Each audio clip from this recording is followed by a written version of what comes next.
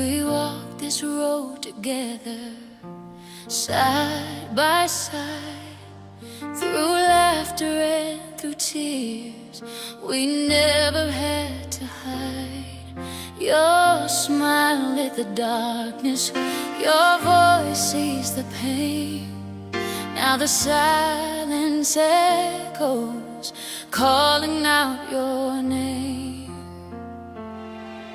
Goodbye, my friend, it's hard to let you go.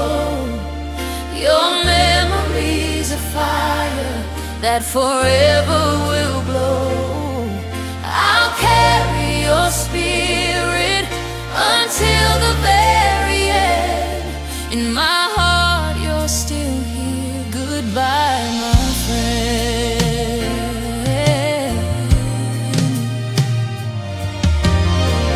We shared our dreams beneath the open sky. You taught me how to live, you never feared to try.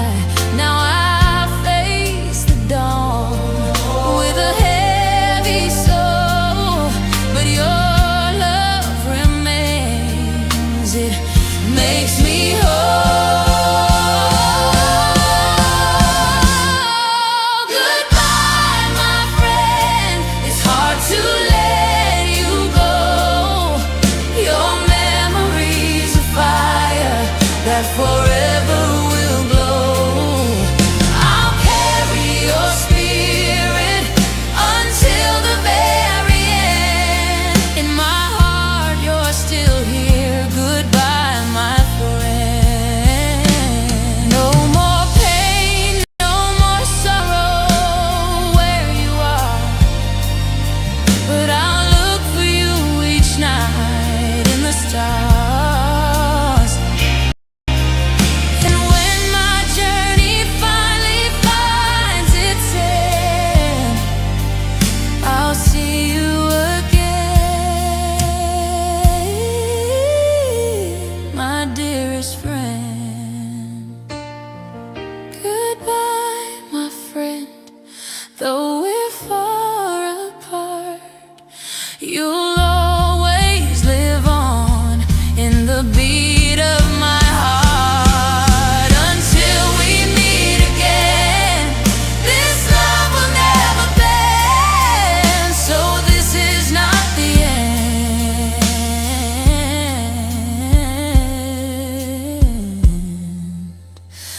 Goodbye, my friend.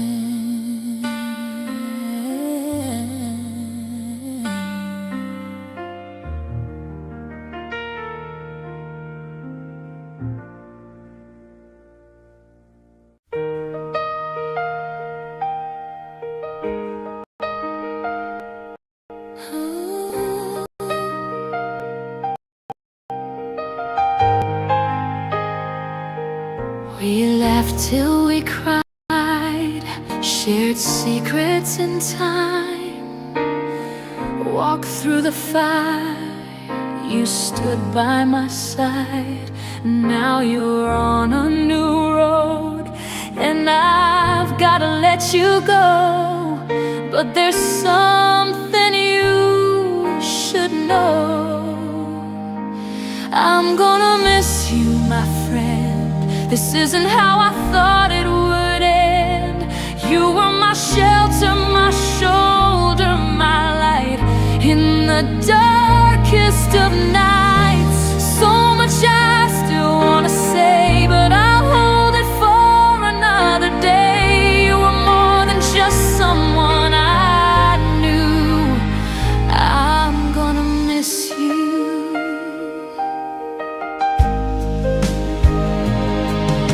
You taught me to fight, to love without fear, to chase down the dreams that don't always appear.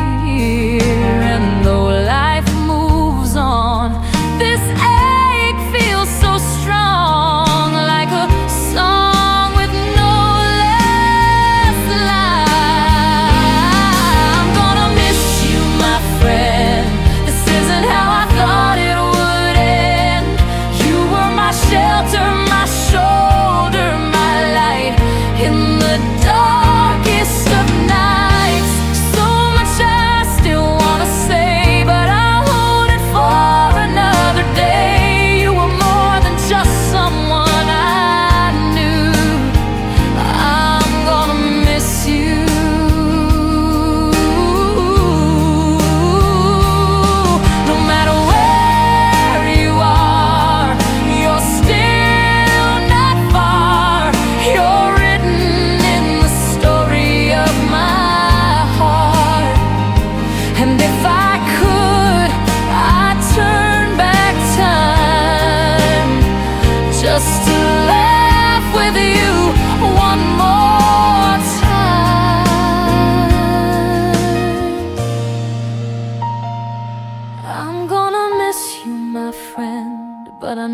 goodbye isn't the end. One day we'll meet on the other side, where there's no more need to cry. Till then I'll carry you near, in every smile and every tear. You were the truest soul I ever knew, and I'm gonna miss you. Yeah, I'm gonna miss you.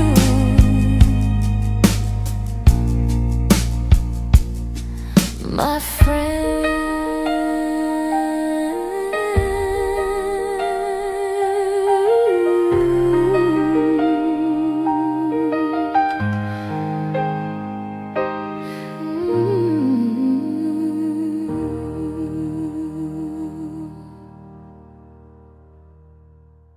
Good afternoon, everyone, and welcome to Veronica's celebration of her life. Before we start, I'm going to ask everybody to please put your phone on silent.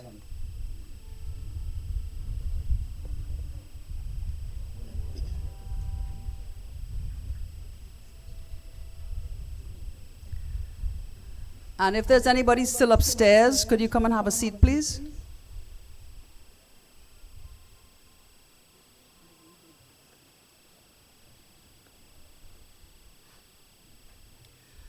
So, the Shingleton-Smith family has been in my life my whole life. And I got to know Veronica a little bit better some years ago when she used to, Impy and them used to bring her to Jam de Bois, where I used to perform every Saturday night singing.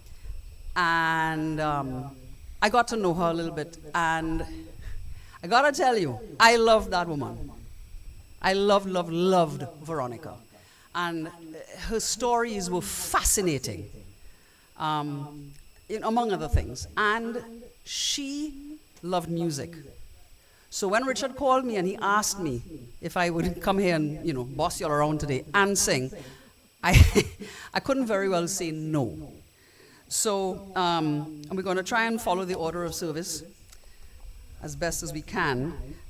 So to start off today, we're going to have some folk melodies performed by Nettie Van. Now, Nettie used to come and play for Veronica quite often, and some of the songs she's going to share with you today are the pieces that she would come and play for Veronica. So, Nettie?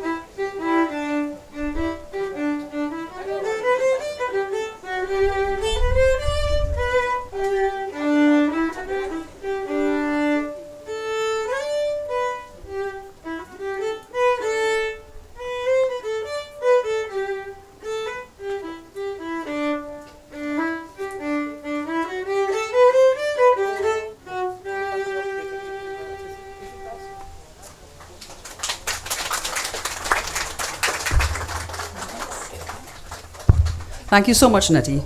Okay, so we're going to now have Stephen and Claire come and do the eulogy. I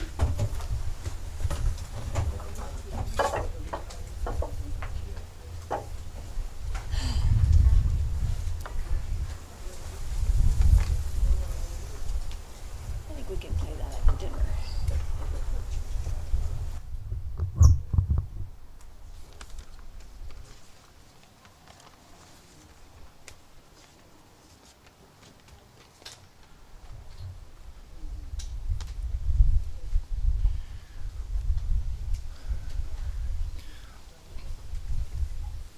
I'll just let a couple of people get seated.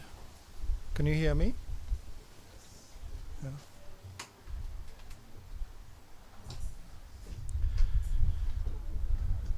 Okay. Mummy, Veronica Enid Shingleton-Smith, nee James, was born on the 10th of February 1929 in Jerusalem, Palestine, to a British family.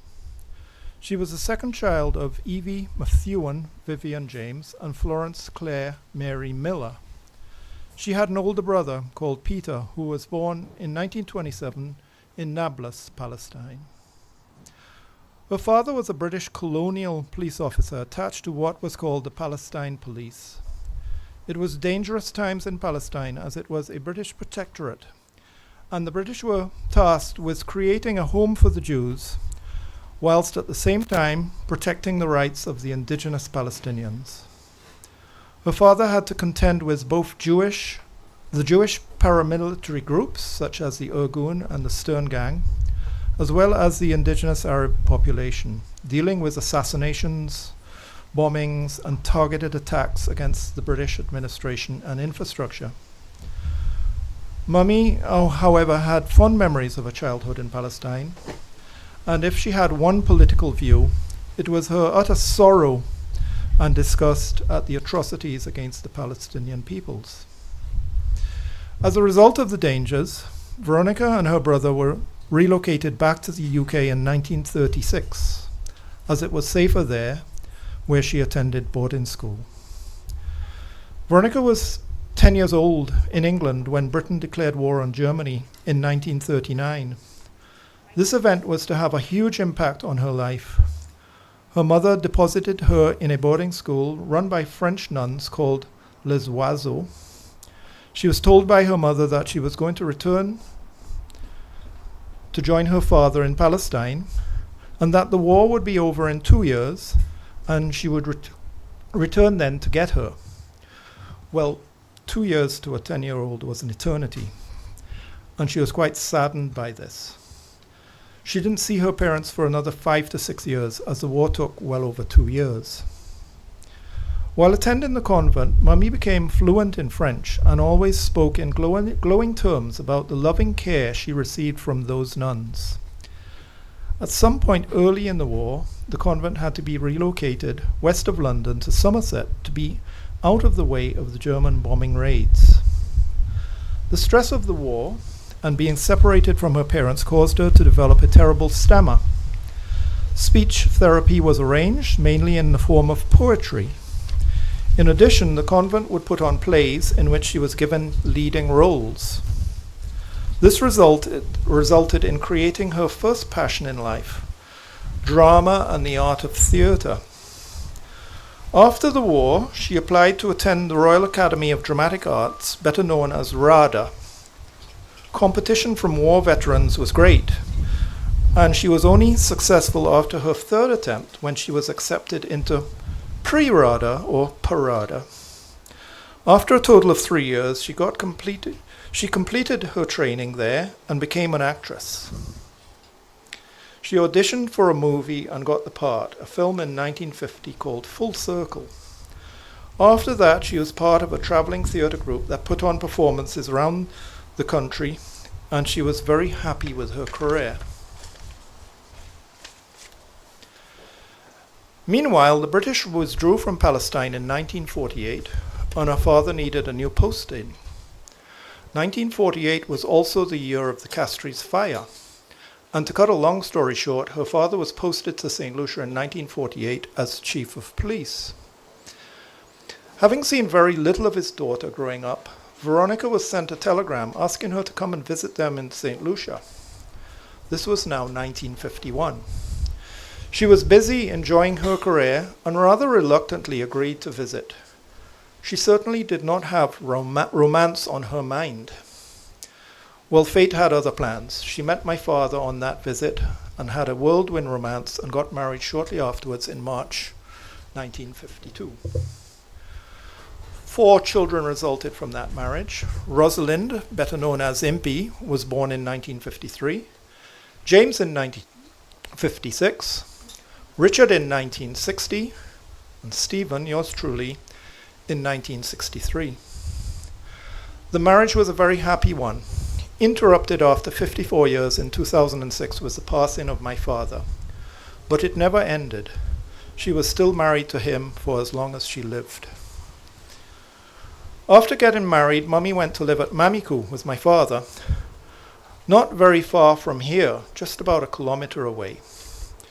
Although it was a lovely site for a home, cool and breezy, with a reasonable view, it was a bit rudimentary by today's standards. There was no electricity or running water. Mummy was never bothered by such things, as her upbringing in the war greatly influenced her view of life and what was most important. She never worried so much about the material things. For that house to become a home, however, it did need a garden. And she set about this with great energy and enthusiasm.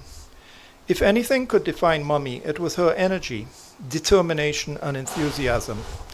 She had all those characteristics in spades, as well as the ability to see beauty wherever she looked. But I'm getting ahead of myself.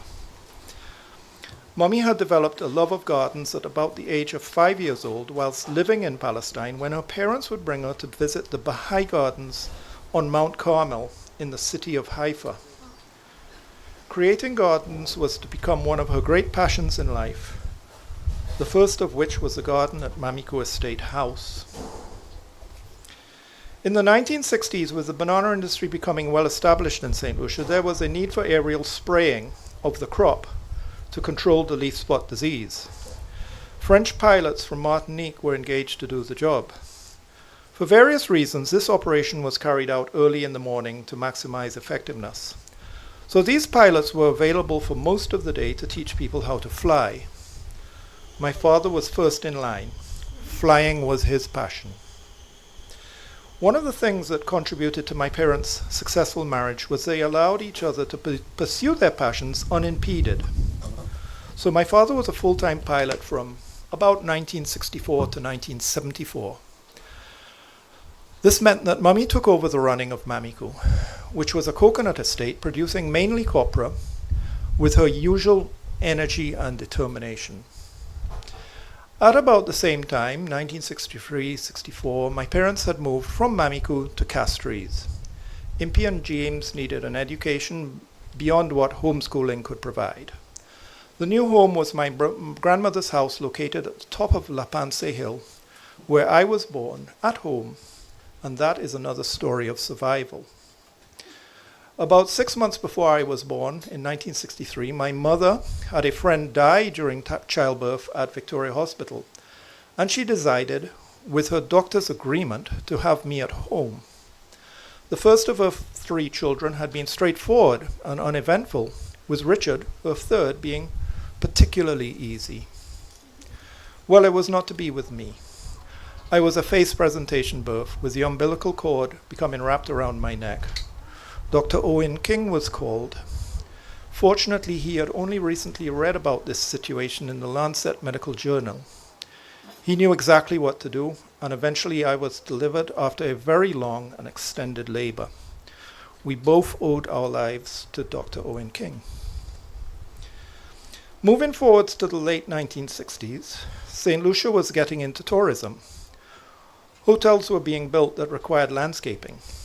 Someone from Barbados was engaged to do this landscaping in the name of Richard Colon, but he needed local counterparts to assist.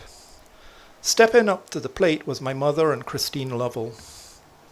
They were mentored by Richard Colon and formed a partnership business called Balisier Nursery Gardens. Virtually every hotel in St. Lucia was landscaped by them.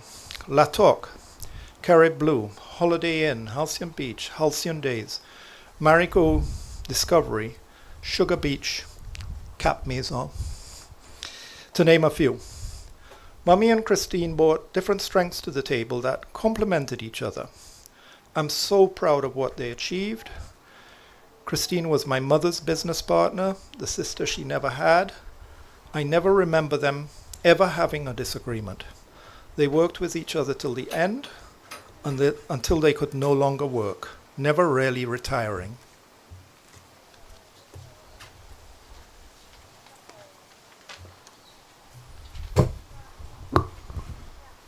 During this time, my granny found time for voluntary work, initially with the Performing Arts Group and assisting in putting on plays with Roddy and Derek Walcott.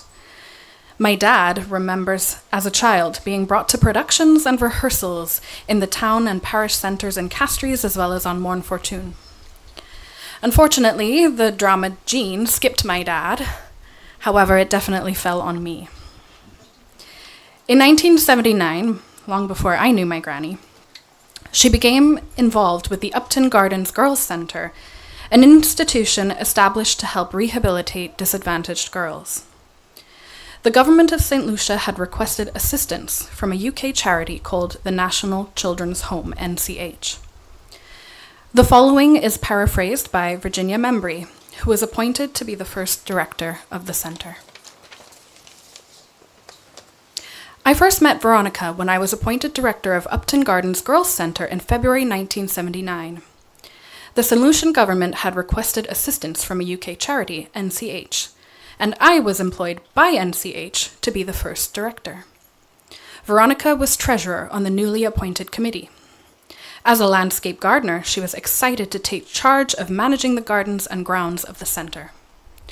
Shortly after my arrival on scene, government changes meant a loss in local funding for the centre. Most of the committee were employed by the government and were forced to step down. Veronica, on the other hand, as a self-employed landscape gardener, refused to leave, stood up to the powers that be, and made sure not to back down. Additionally, as treasurer, she was the one with the checkbook. She remained committed to supporting me. For the next 18 months, Veronica and I, with the help of the staff, managed to set up and run the centre. Later, Veronica then became chair of the committee. Her commitment and ongoing support to the centre greatly contributed to its success.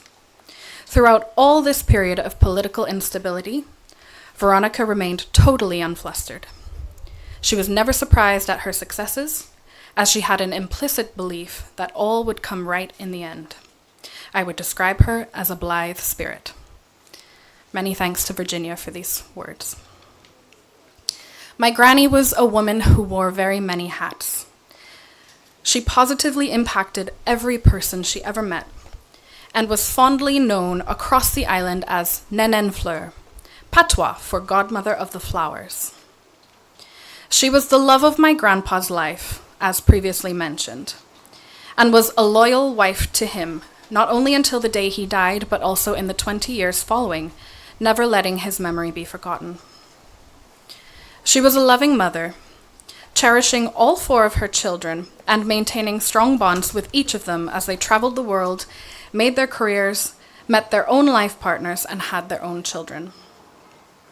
Granny was also a very proud grandmother to Emily, daughter of James, me, Claire, Eric and Max, children of Stephen, Isla, daughter of Rachel and a bonus granddaughter, and Emma and Michael, children of Richard. The love she had to give never seemed to run out, and the time she spent with each of her grandchildren made us all feel special in our own ways. In her later life, known affectionately as Granny Veronica, Granny V, she enjoyed both having her grandchildren visit her in St. Lucia and traveling to Canada and England to visit all of us. Memories were made of her cooking her famous roast chickens on Sundays, playing games at her home in Bois d'Orange, playing dress-up with her fantastic costume pieces and bits of old jewelry, hosting Easter egg hunts at Mamikou Gardens, piling all the kids in the car and taking them with her to her latest landscaping projects or to the beach, telling fantastical stories, both real and made up, about mystical creatures who lived in cherry trees and her own fantastical stories of her own life adventures. One such story was of her attendance at the royal wedding of Mark Phillips and Princess Anne in 1973. Even though the opening of one of her hotel projects would conflict with this event, she was determined to be at the royal wedding, and even recounted to me getting to say hello to the Queen.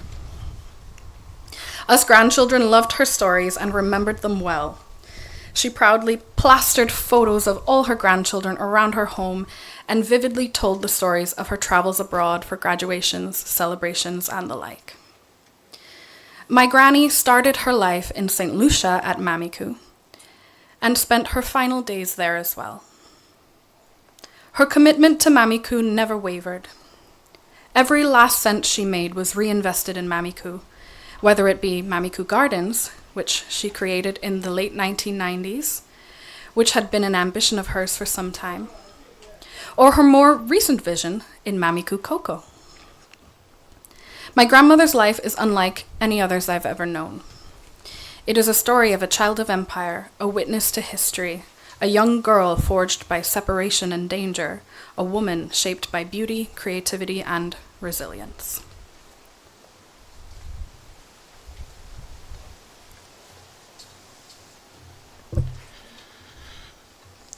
Mummy, Granny Veronica, thank you for your strength and determination. Thank you for your standards and values.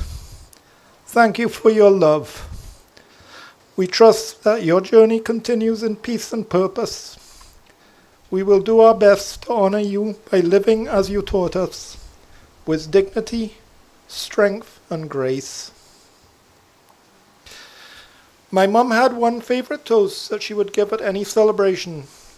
In the absence of raising a drink, I would like all of you here to repeat after me. Happy days. Happy days. Happy days. Happy days. Thank you.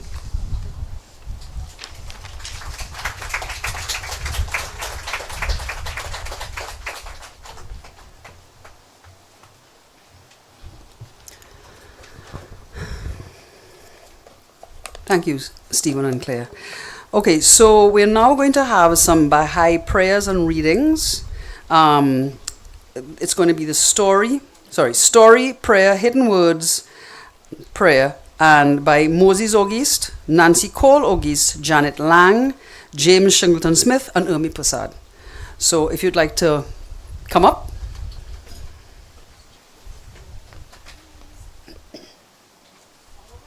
Yes.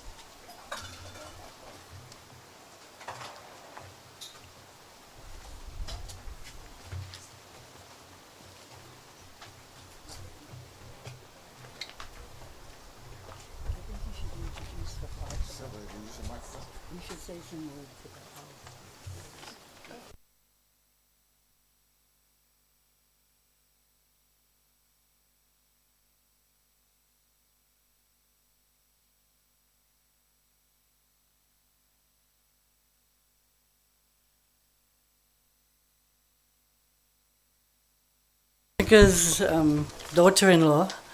I was also a member of the Baha'i faith, and she became a Baha'i later in life, and she'd known the Baha'is since she was a child in Haifa. So this is how we have a part in this. And this is just a story. A friend asked, "How should one look forward to death?" Abdul Baha answered, "How does one look forward to the goal of any journey? With hope and with expectation. 'Tis even so that with the end of this earthly journey, in the next world, man will find himself freed from many of the disabilities under which he now suffers. Those who have passed on through death have a sphere of their own. It is not removed from ours. The work of the kingdom is ours, and it is sanctified from what we call time and place. With us, time is measured by the sun. When there is no more sunrise and no more sunset, that kind of time does not exist for man. Those who have ascended have different attributes from those who are still on earth, yet there is no real separation. And that's from the Baha'i writing. I think James would say his prayer because it ties into what I just read. Yeah. Well, thank you to everybody for coming. Every funeral that my mother went to, she always said this prayer. This was her favorite prayer. It's a Baha'i prayer, and I'll do the best I can, but I can never say it with the same, well, the style, grace, and ability my mother had, but I will try. Oh my God, oh forgiver of sins, bestower of gifts, dispeller of afflictions, verily I beseech thee to forgive the sins of such who have abandoned the physical garment and have ascended to the spiritual world. O my Lord, purify them from trespasses, dispel their sorrows, and change their darkness into light. Cause them to enter the garden of happiness, cleanse them with the most pure waters, and grant them to behold the splendours on the loftiest mount.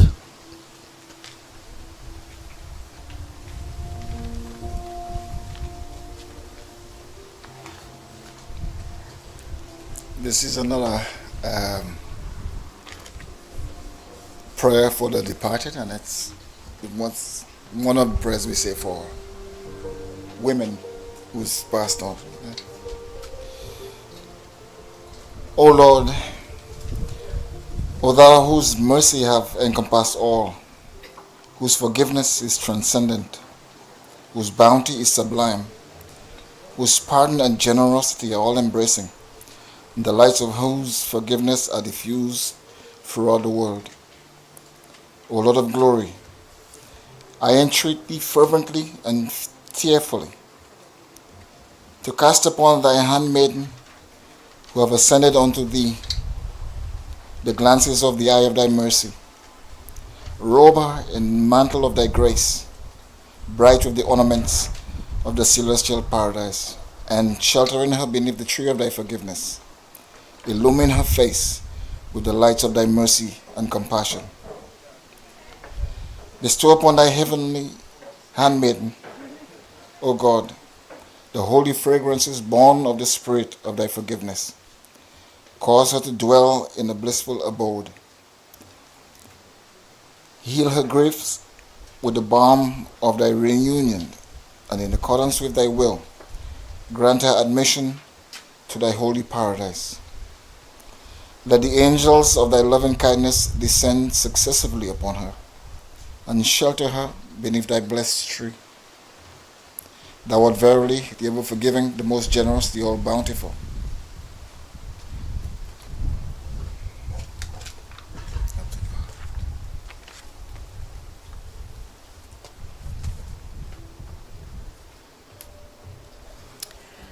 Okay, Veronica always taught us she gave us a few inside tips about entertainment, and she always taught us to breathe. Because I'm so nervous, okay. These are hidden words from the founder of the Baha'i Faith, Baha'u'llah. I think there's 74 hidden words or something to that effect. Anyway, there's 3 of them here, and I'll read them. O Son of the Supreme, I have made death a messenger of joy to thee. Wherefore dost thou grieve? I have made the light to shed on thee its splendor. Why dost thou veil thyself therefrom? O Son of Spirit, with joyful tidings of light I hail thee. Rejoice! To the court of holiness I summon thee. Abide therein, that thou mayest live in peace for evermore. O Son of Man, thou art my dominion, and my dominion perisheth not. Wherefore fearest thou thy perishing? Thou art my light, and my light shall never be extinguished. Why dost thou dread extinction? Thou art my glory, and my glory fadeth not. Thou art my robe, and my robe shall never be outworn. Abide then in thy love for me, that thou mayest find me in the realm of glory.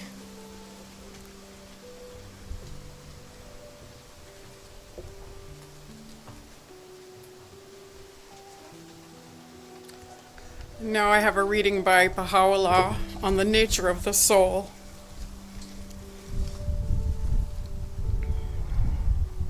And now concerning thy question regarding the soul of man and its survival after death, know thou of a truth that the soul, after its separation from the body, will continue to progress until it attaineth the presence of God, in a state and condition which neither the revolution of ages and centuries, nor the changes and chances of this world can alter. It will endure as long as the kingdom of God, his sovereignty, his dominion and power, will endure. It will manifest the signs of God and his attributes, and will reveal his loving kindness and bounty. The movement of my pen is stilled when it attempteth to befittingly describe the loftiness and glory of so exalted a station.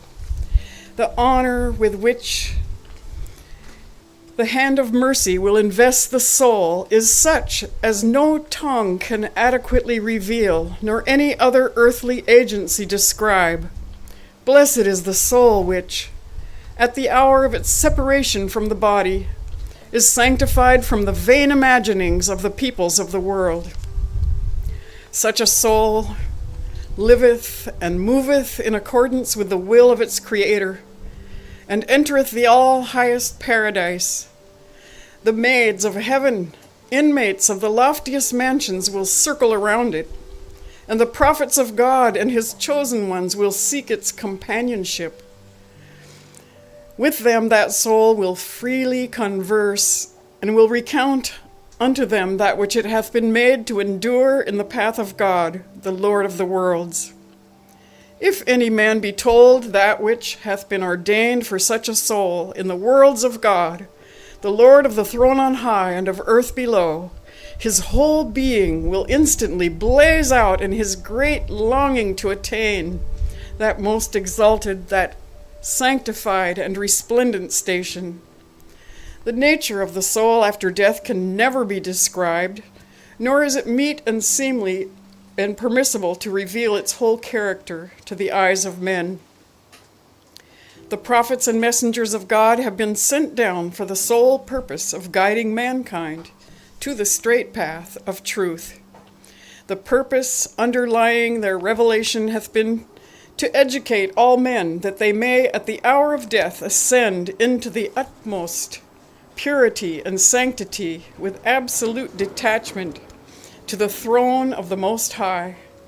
Know thou that the soul of man is exalted above, and is independent of all infirmities of the mind or body. That a sick person showeth signs of weakness is due to the hindrances that interpose themselves between his soul and his body, for the soul itself remaineth unaffected by any bodily ailments. Consider the light of the lamp. Though an external object may interfere with its radiance, the light itself continueth to shine with undiminished power. In like manner, every malady afflicting the body of man is an impediment that preventeth the soul from manifesting its inherent might and power. When it leaveth the body, however, it will evince such ascendancy and reveal such influence as no force on earth can equal. Every pure and refined and sanctified soul will be endowed with tremendous power, and shall rejoice with exceeding gladness. Know thou that every hearing ear, if kept pure and undefiled, must at all times and from every direction hearken to the voice that uttereth these holy words, Verily we are God's, and to him shall we return. The mysteries of man's physical death and of his return have not been divulged, and still remain unread. By the righteousness of God were they to be revealed, They would evoke such fear and sorrow that some would perish, while others would be so filled with gladness as to wish for death, and beseech with unceasing longing the one true God, exalted be his glory, to hasten their end. Death preferreth unto every confident believer the cup that is the life indeed. It bestoweth joy, and is the bearer of gladness. It conferreth the gift of everlasting life.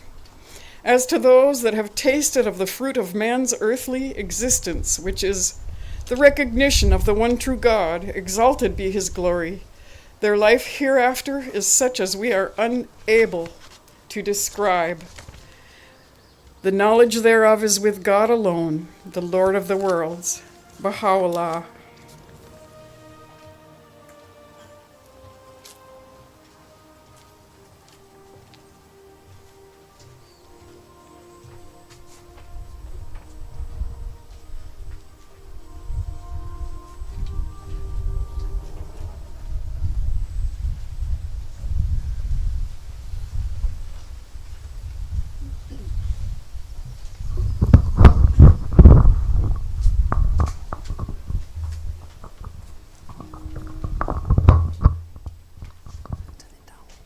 Too loud.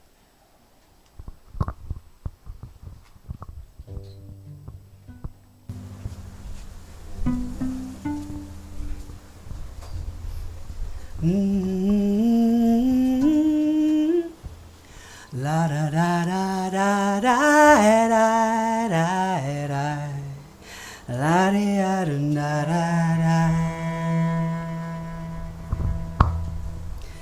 La da da da da da da. La da da da da da da. La da da da da. Are you there?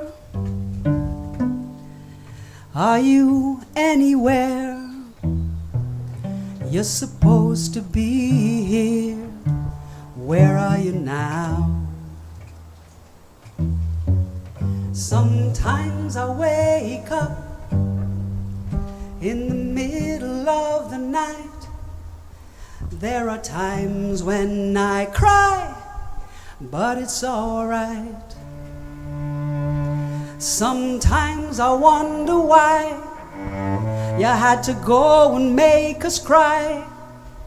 Sometimes I wonder why I had to go and die. But I get comfort from the essence of your presence,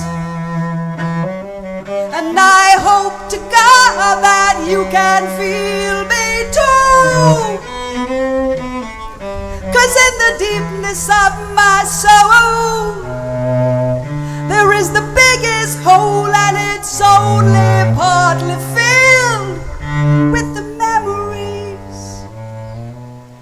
We're so alike, you and I, and it's only now that I understand the reasons why all my life I've tried to hide. I think of you every day, and I wish you could have stayed a little longer in our lives. I wish that you were here today. But I get comfort from the essence of your presence, and I hope to God that you can feel me too. 'Cause in the deepness of my soul there is the biggest hole, and it's only partly filled with the memories. La da da da da da da. Da da da da da da da da. Da da da da da da da da.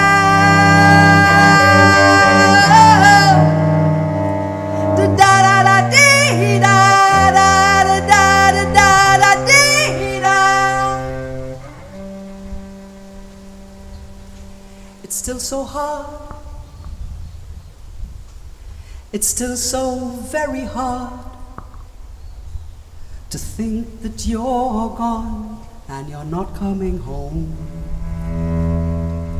So where are you now? Are you having fun with all the other ones who've already gone? I just hope that you're okay. And is it true what they say? Are you in a better place? Have you seen God's face? You know I get comfort from the essence of your presence.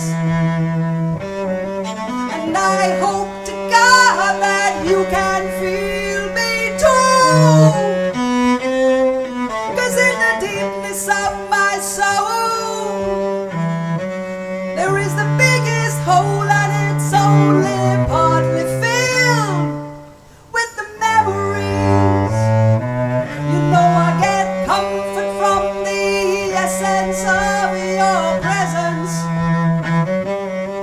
And I hope to God that you can feel me too.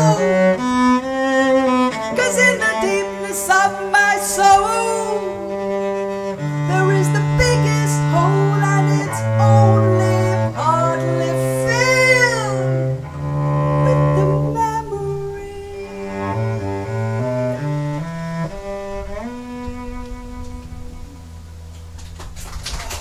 Thank you.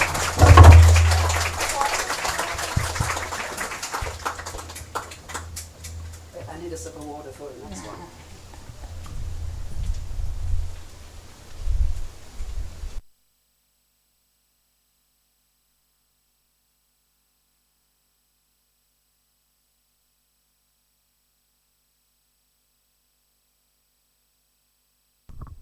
This next one, I think you all know it.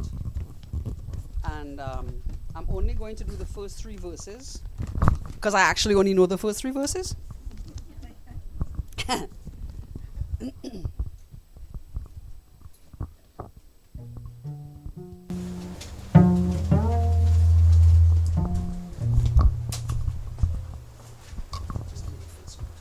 The first note, there it is.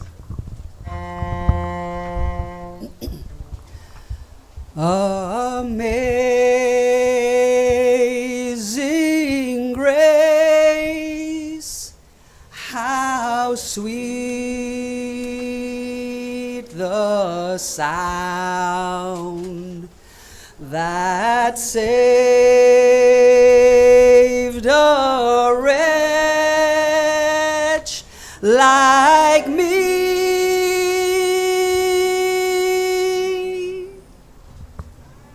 I once was lost, but now I am found.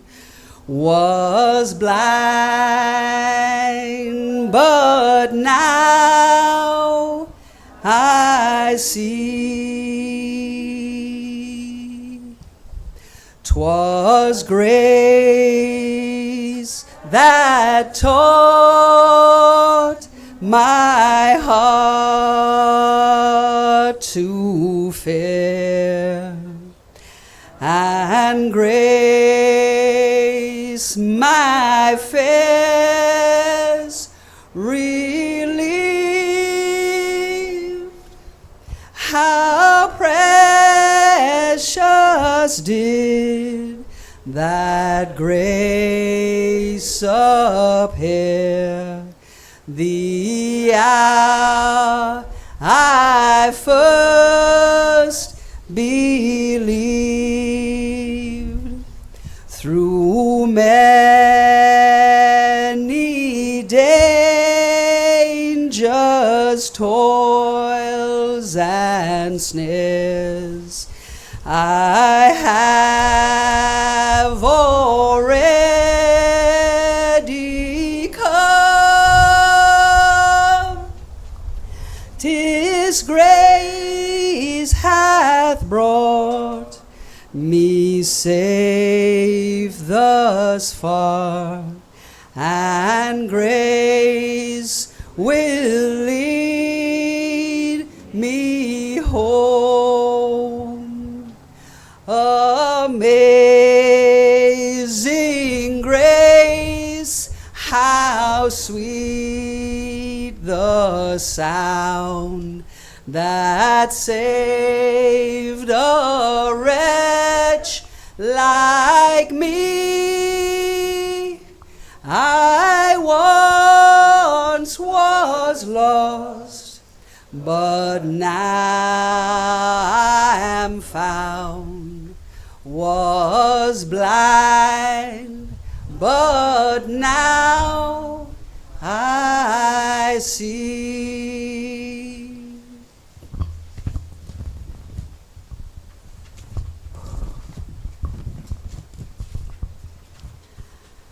Okay, so we're going to have another Baha'i reading, Nature of the Soul. We had that? Okay, so we done all that already? Okay. All right, okay. So we're going to have a poem read by MP Shingleton-Smith, When Tomorrow Starts Without Me.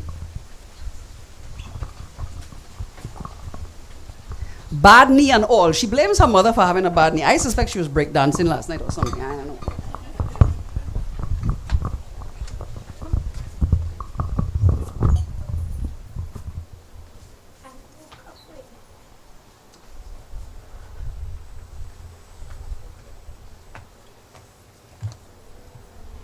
My mom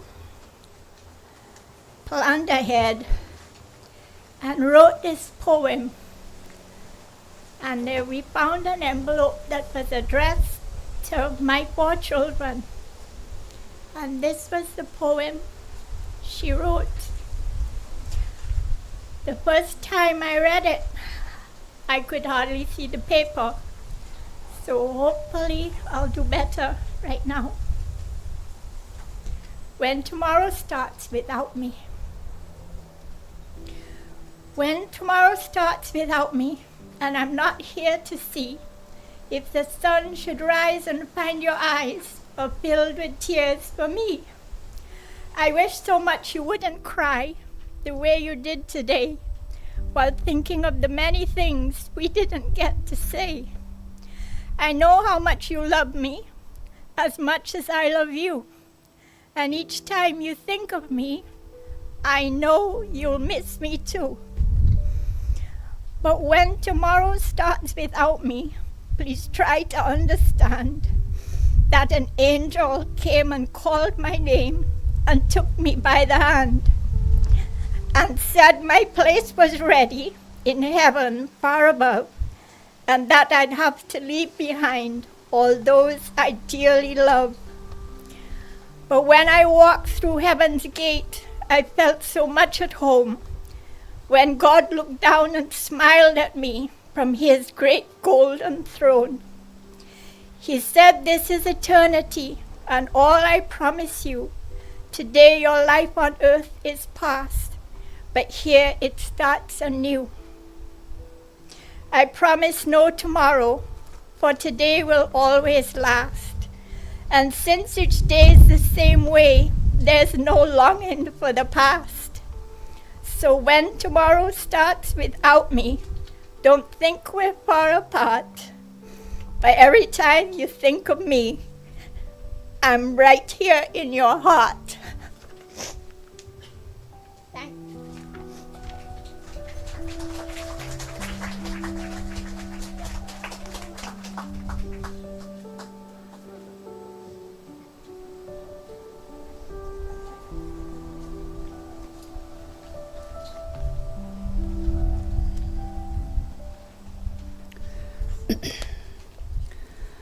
So we're going to have another poem read by James Shingleton-Smith, The Charge of the Light Brigade.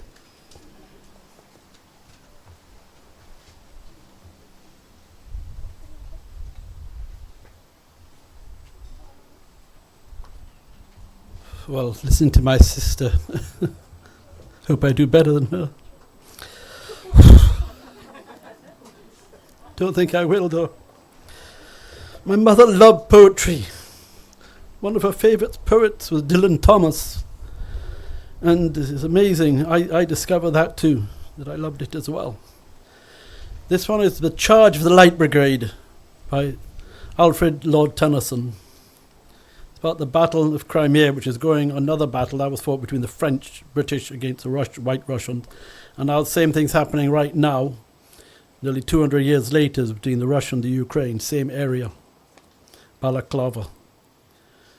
Half a league, half a league, half a league onwards, all into the valley of death rode the 600. Forward the Light Brigade, charge for the guns, he said. Into the valley of death rode the 600. Forward the Light Brigade, was there a man dismayed? Not though the soldier knew someone had blundered. There's not to make a reply, there's not to reason why. There's but to do and die. Into the valley of death rode the 600. Cannon to the right of them, cannon to the left of them, cannon in front of them, volley and thunder, storm all with shot and shell.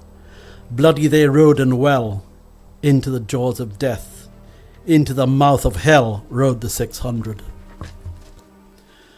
Flash all their sabres bare, flash as they turned in air, swearing the gunners there, charging an army while all the world wondered. Plunged into battery smoke, right through the line they broke, Cossack and Russian, reeled from the sabre stroke, shattered and thundered. Then they rode back, but not the 600. Cannon to the right of them, cannon to the left of them, cannon behind them, volley and thunder, storm and shot and shell. While horse and hero fell, they that fought so well came through the jaws of hell, back from the mouth of hell, all that was left of them, left of the 600. When can their glory fade? Oh, the wild charge they made. All the world wondered. Honour the charge they made. Honour the Light Brigade, noble 600.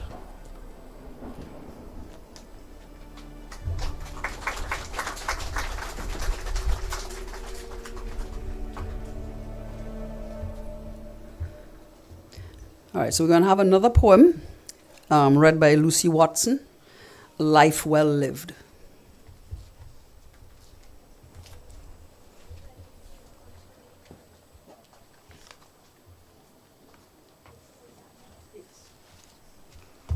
Hello everybody, my name's Lucy.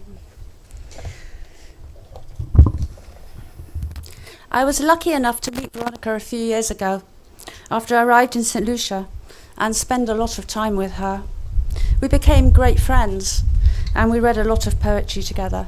I loved her very much. It was a great privilege to get to know her and hear about her amazing life. I know everyone who met Veronica was influenced and charmed by her, not just me.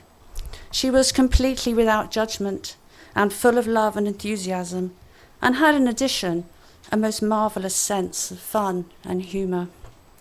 This poem I've chosen in her memory evokes the essence of her and reflects too her abiding love of flowers. It's called A Life Well Lived by David Taylor. I sat and I watched as a flower gently unfolded. I sat and I watched as it blossomed with gold. Reaching out from its centre, its beauty was told. Ever so slowly, it stretched out to the sun, basking in light and drinking the rain that came down. From the earth it emerged as it grew, and it sprouted, revealing all that its invisible seed had endowed it. I sat and I watched as it wilted and faded. I sat and I watched as it slowly grew old. Returning back to its centre, its end was foretold. Ever so slowly it reached for the earth, with no resistance to falling to the place of its birth. It had spoken its message, fulfilled its aim in announcing that fragrance that its seed has contained. And now it rests gently on the warmth of the ground, so totally surrendered to that end that it found. I sat and I watched as all this unfolded. I sat and I watched as it blossomed and faded. The essence of fragrance, the center of all. My love was made manifest by the unfolding of all.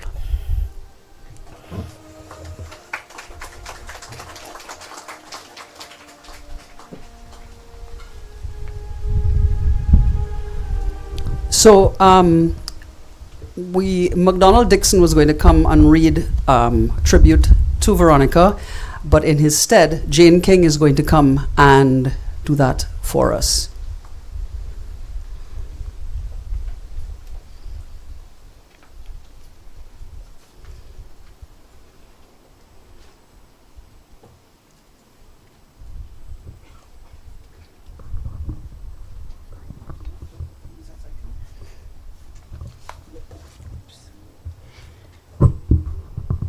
Thank you. Veronica Shingleton-Smith, née James, a tribute.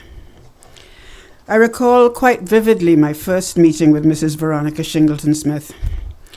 I was a junior, plodding my way through bank rules, divided between wanting to be a banker or to become an artist. It was at the Castries Town Hall. I don't remember the year. I was being auditioned for a part in Altruism, a play to be produced by the Creative and Performing Arts Society and directed by Mrs. Shingleton-Smith, whom I had learned through the grapevine was a graduate of RADA and had appeared on the London stage among some reputable names. She sat at a long table in the centre, flanked by Mrs. Patricia, Pat, Charles on her right, and Miss Eloise Coker, a Peace Corps officer on her left, who was one hell of a dancer, a cross between Dorothy Dandridge and Dame Margot Fontaine. I remember Mrs. Pat Charles briefing her aloud about me being a member of the St. Lucia Arts Guild with a little experience in acting and directing. Then Mrs. Shingleton-Smith turned to face me, sitting nerveless directly in front of her, a table width away. She smiled, and my mind floated across the water to daffodils, dancing in a mild summer breeze outside a theatre in Stratford-on-Avon. Suddenly awestruck, hit by the reality of being in the presence of celebrity. Some details become vague with time. I do not remember the interview, but I got the part. However, in preparation for the production, and in addition, the attending rehearsals, Mrs. Shingleton-Smith also found time, apart from managing a husband and her young children, to conduct workshops on acting in the theatre. Although already hooked by the bug, I became fully immersed, developing from a young, talented practitioner into a knowledgeable performer. The practical skills imparted by Roddy Walcott, infused by the theory which Mrs. Shingleton-Smith brought to the table, with the ease of weather changes, confirmed my calling, although uncertain if I could earn a living from it. Mrs. Shingleton-Smith taught us that talent was a stepping stone, but discipline was the key to opening doors, whether in the theatre or in the ordinary course of life. I chose banking, but kept theatre and the arts as a spare, a deuxième métier, embracing her words like a mantra that in time saw me through some of the most testing circumstances. Our paths seldom crossed during her long sojourn across this planet. I visited her only once after she transformed into the role of farmer, then landscape gardener, which earned her the nickname of Nenen Flair. Nevertheless, whenever we met, our conversations were filled with pride and mutual respect. Here was a woman, though born in faraway Palestine in the Middle East, who embraced the customs and practices of her adopted country with alacrity and grace, giving back threefold from what she received, until, in her own special way, she became a St. Lucian in mind and spirit. I end here with an inclination to borrow from Walcott's Another Life in his tribute to his friend and mentor, paraphrasing to accommodate gender. Her island forest, open to receive her, like a rare butterfly among its leaves. My deepest condolences to her children, family, and friends. Thank you.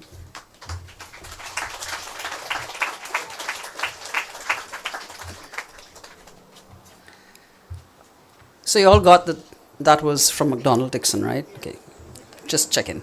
Okay, thank you, Jane. Okay, so we are now going to have a selection of tributes and memories by Richard Shingleton-Smith.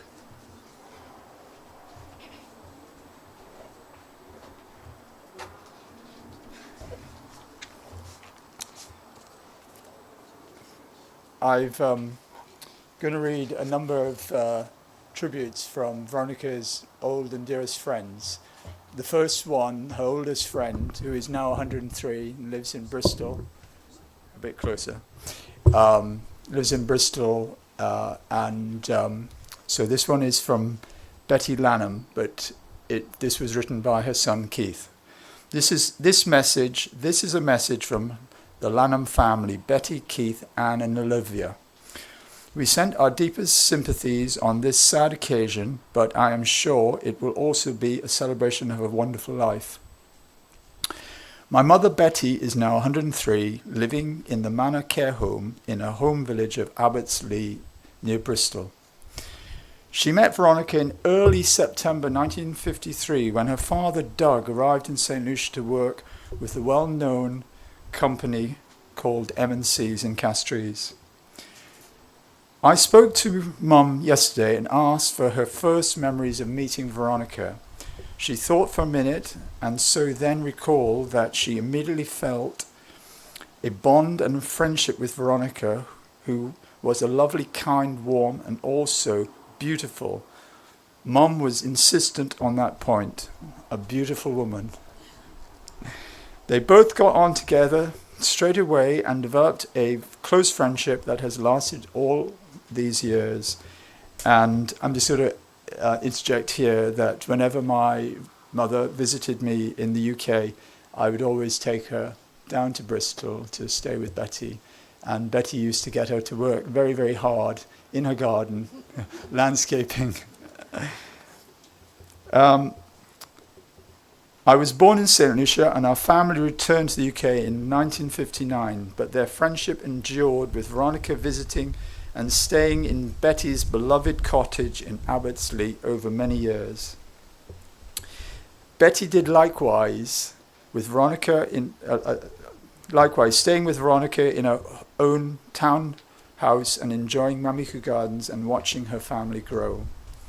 Anne, myself, and Olivia also met Veronica many times in both England and St. Lucia. Our last visit to St. Lucia was in March 2022, when we spent time with Richard and Veronica, enjoying both their company. I especially remember a lovely afternoon sat on the veranda, just talking with Veronica about her life and friendship with Betty and also Doug. Her memory was crystal clear. Veronica and Betty, both ladies from a bygone age, now lost in many ways, but both have shown true resilience and a class throughout their lives. I know she will be missed, but also remembered by those who knew her. Written by Keith on the 26th of February.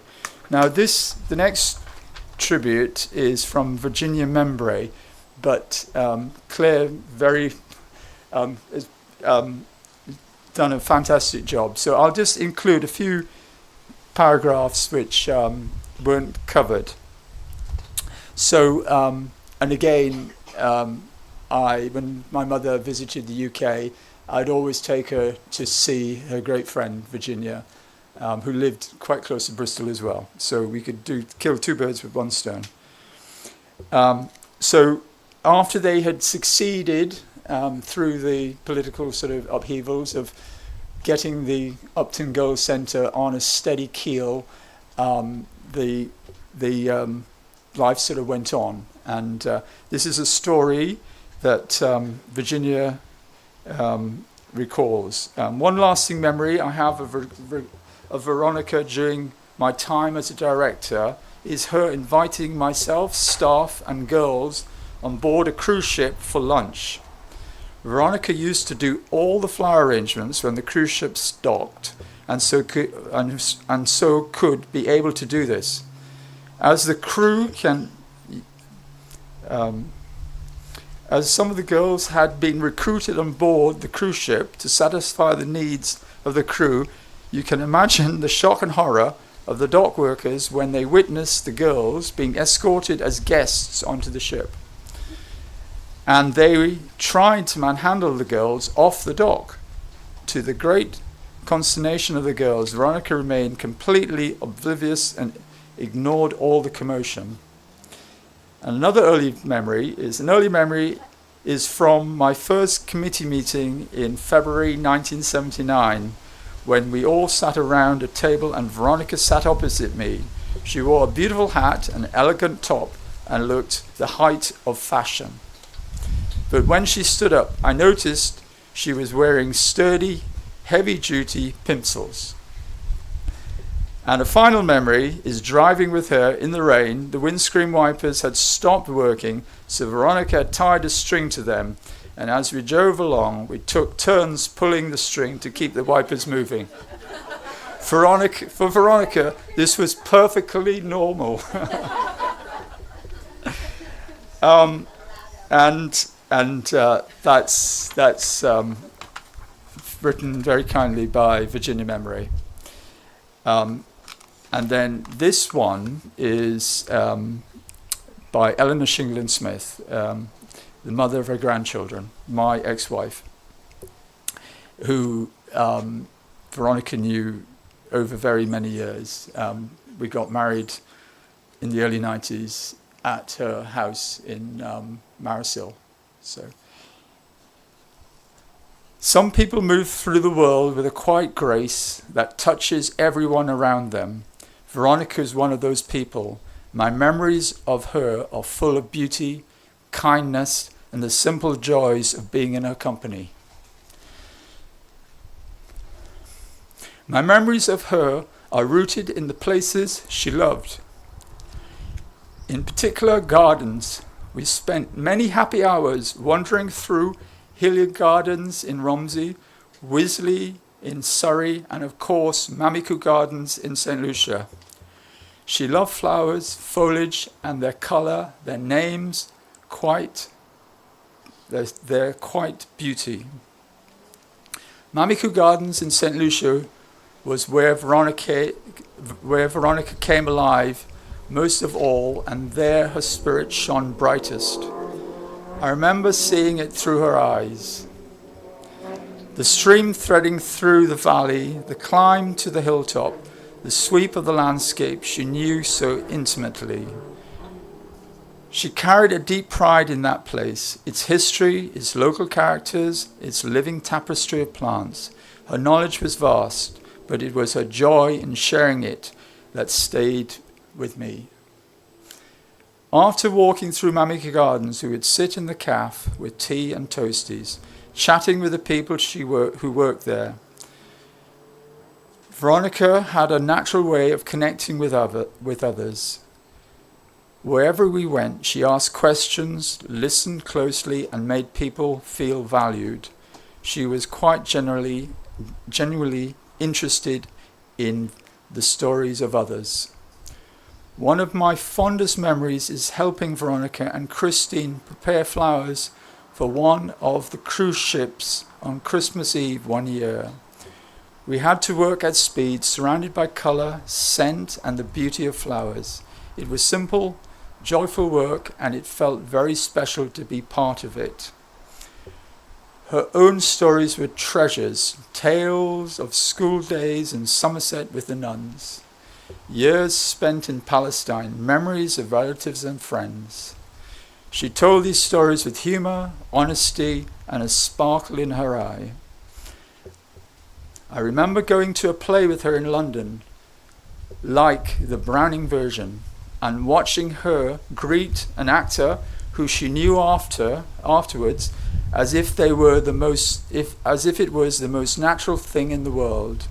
She carried herself with quiet confidence and genuine warmth. Her love for Michael was a constant and tender, a steady thread running through her life, and whenever I visited St. Lucia, she welcomed me with such warmth. She invited me along with her to visit Hotel Gardens, which were being landscaped, sharing her world, and with generosity and grace. Veronica lived with curiosity, kindness, and a deep appreciation of the world around her. She made life gentler for those who knew her. I will remember her with gratitude and affection. Eleanor Shingleton-Smith. And my final tribute is condensing the scores of condolences on social media that were written on our social media pages. So here it is. The outgoing of love we have received tells its own story. Again and again, people have called Mummy amazing, gracious, kind-hearted, wise, and a shining light. They speak of an icon as a legend, as a phenomena, but also as gentle, loving, and deeply interested in everyone she met.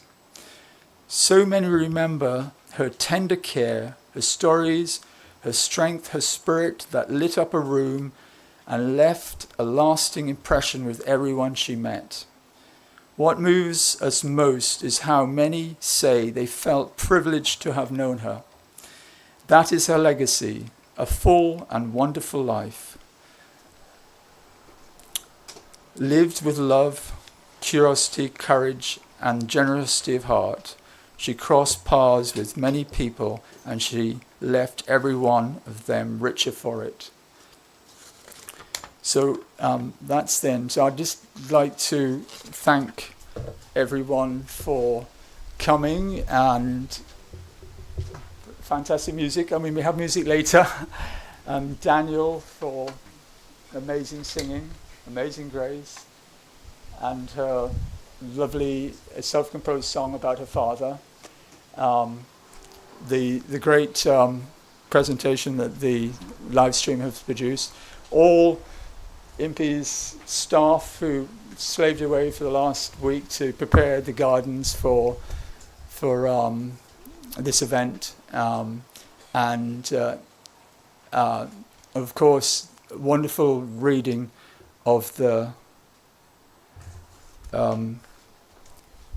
wonderful reading of the Baha'i faith, and like you said, that Veronica lived quite close to the terrace gardens, the Baha'i terrace gardens in Haifa at Mount Carmel, and so she knew about it as a young girl, and then she met you pioneers and got to know you, and when Michael, my father, died, you took her under your wing, and she joined your faith. So thank you.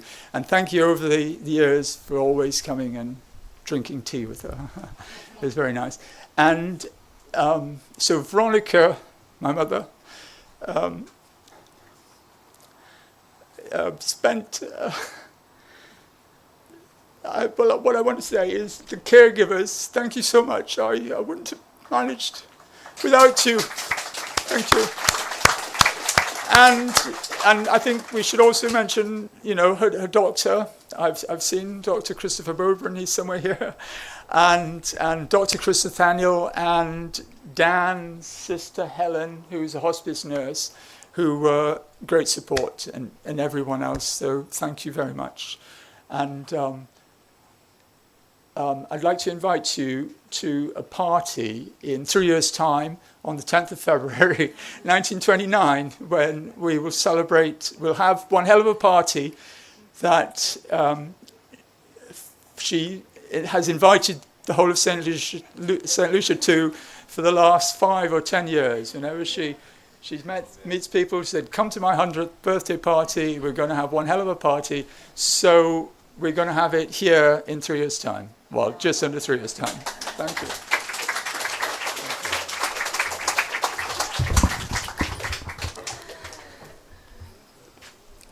So I'd like to thank all of you for being here and everybody who contributed to today, to Veronica's care. And I mean, I know Veronica has 4 children, but I know that Richard was the one who was here with her. So Richard, thank you for taking care of our friend. So we're going to end today with a song that Veronica absolutely loved. And every time she came to Jam de Bois, she asked me to sing it. And after I was actually working with Liz Ehrman, who is on the cello here today. And I did perform it one night really badly. But so today, Liz and Nettie are going to perform Beyond the Sea for all of us.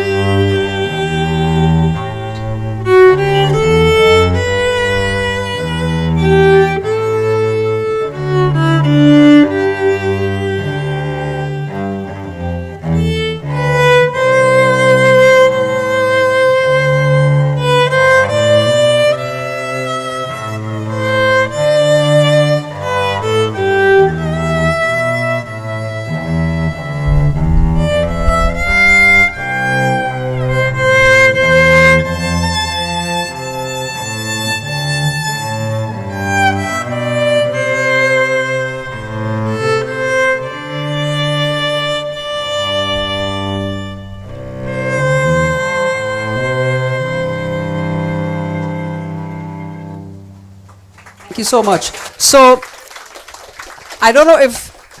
So, the first time Veronica told me about coming to St. Lucia, and she saw this most beautiful man on a beach. And I don't know if that's why that song resonated so much with her, because I think there's a line that goes, "My lover stands on golden sands and watches the ships." So yeah, so...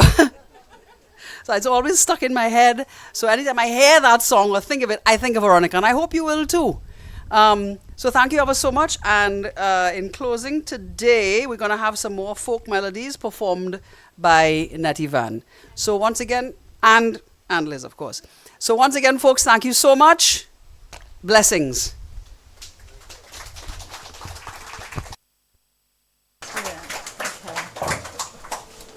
Wow, it's right there. It's like you're playing. Yeah.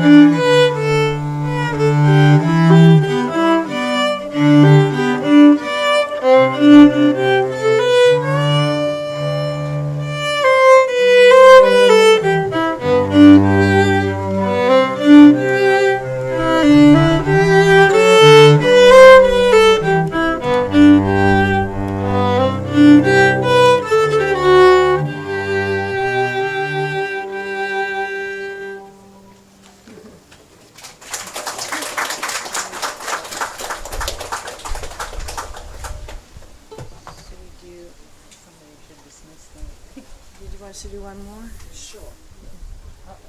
Flatbush?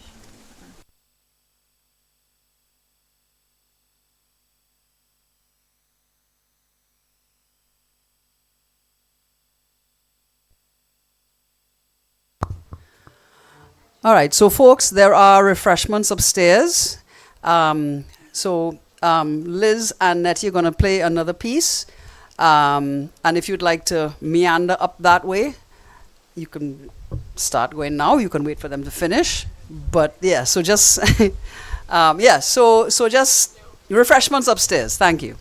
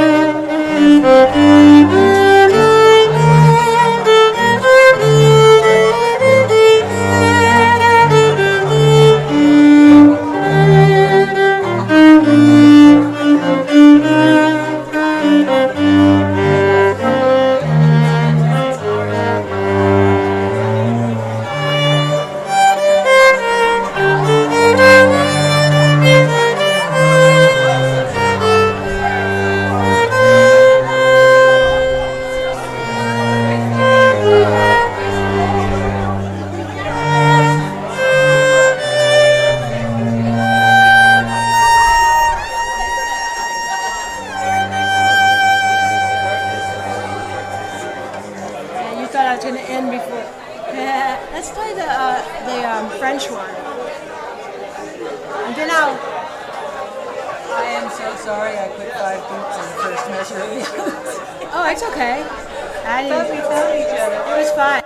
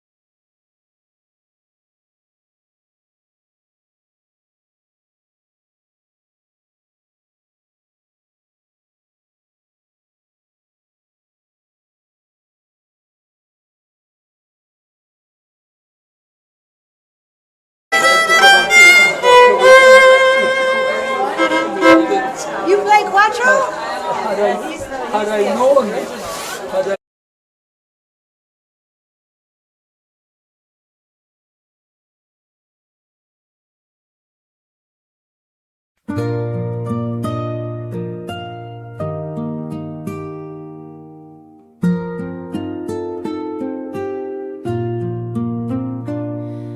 tears could shape a staircase wide and memories pave paths to guide, I'd climb the clouds to where you stay and bring you back without delay. Oh, heaven's gates would open wide, I'd pull you close and time would slide. The stars would hum, the skies would weep to see us dance where angels sleep. Each step a tear, each stone a sigh, carved by longing, edged by why. The lane of love, the bridge of pain would lead me to your arms again. Oh, heaven's gates would open wide, I'd pull you close and time would slide. The stars would hum, the skies would weep to see us dance where angels sleep. But here I stand, my hands held high, calling your name to the endless sky. If only dreams could build the way, I'd hold you here, we'd never stray.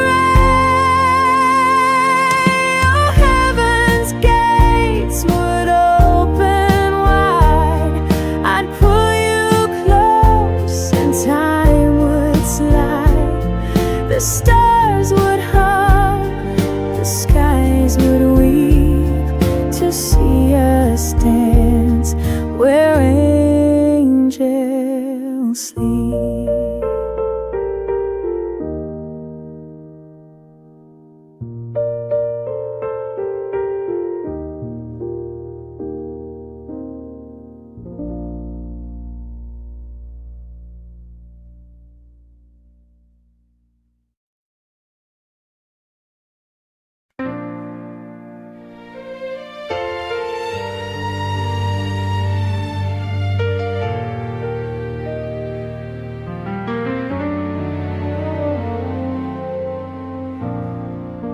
It's hard to say goodbye, though the tears still fall. Your laughter echoes softly through these empty halls. Every photo tells a story, every memory holds your name.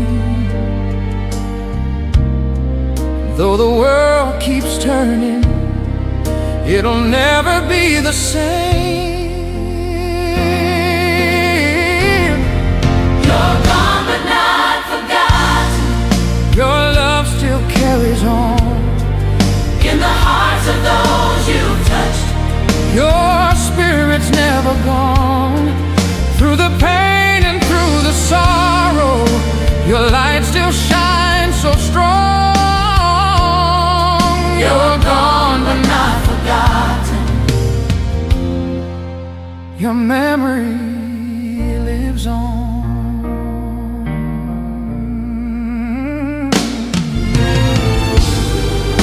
We feel you in the sunrise, We hear you in the rain, in the gentle winds of evening, whispering your name.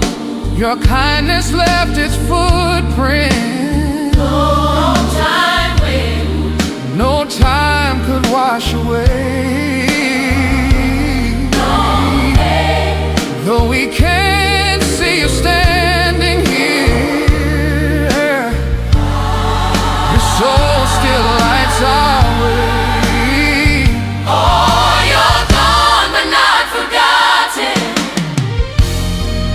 Your memory lives on.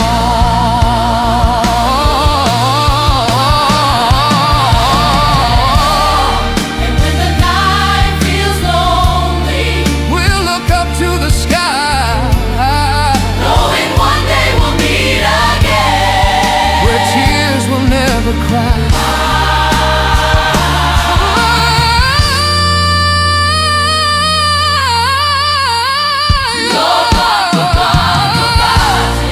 You're forever deep inside, Your voice still whispers comfort like an angel by our side. through the pain and through the sorrow. We'll keep your love alive. You're gone but not forgotten. Your spirit will survive.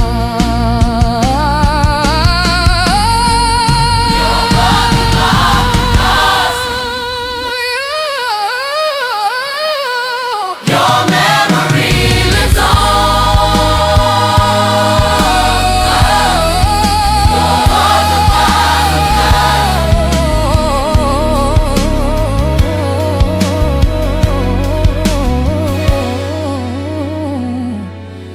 Your memory lives on.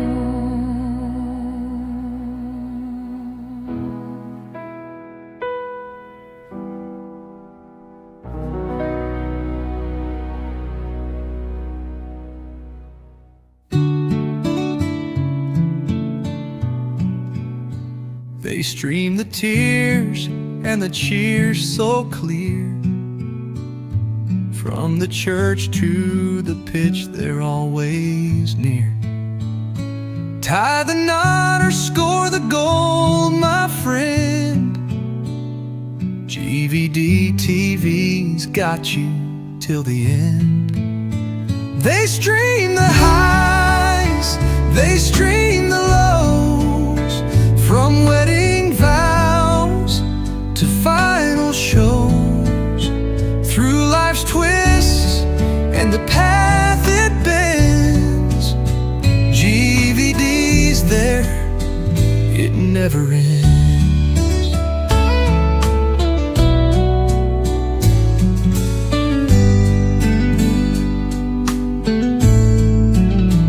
From the chapel steps to the roaring crowd, every memory loud and proud. Catch the moment, big or small. They've mastered it, they show it all. They hold the pause in fleeting time. Every laugh or bell or chime. From funerals to the messy play, GVD streams life your way. They stream the smiles, they stream the cries, under sunshine or cloudy skies. From start to finish, curve or straight, GVD TV captures fate. So when life's big moments start to play, don't let them simply fade away. With every event, no dream too tall, GVD's got it, they'll show it all.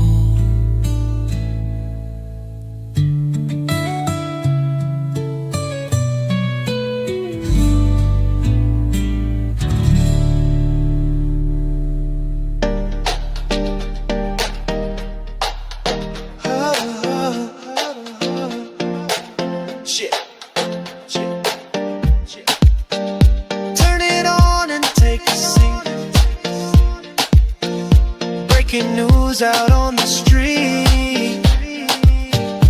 We're the eyes you need to see,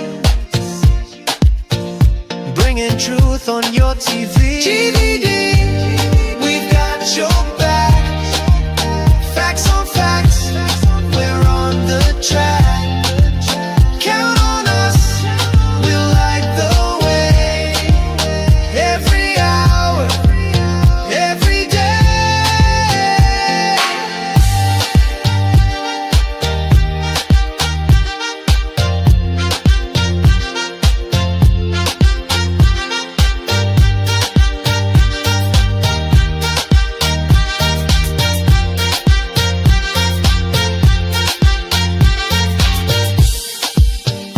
Weather storms or sunny skies, headlines rolling, no surprise.